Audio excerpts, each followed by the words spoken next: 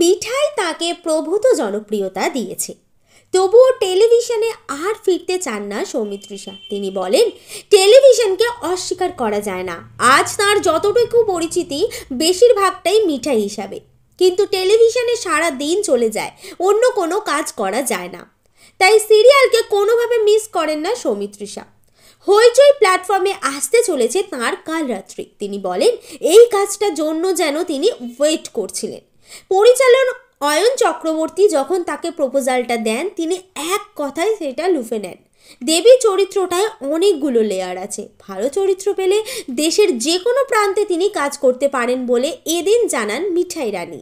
আর তার জন্য তার কারোর কাছে কাজ চাইতে কোনো আপত্তি নেই। যদিও তিনি জানান এখনো পর্যন্ত তাকে কাজ চাইতে হয়নি। এমনিতেই সাফল্যের বলে অহংকারী হিসাবে তার একটা বদনাম চারিদিকে রটেছে। বর্তমান সময়ে টেলিভিশনকে এইভাবে অস্বীকার করে তিনি কি সেই অহংকারেরই পরিচয় দিলেন?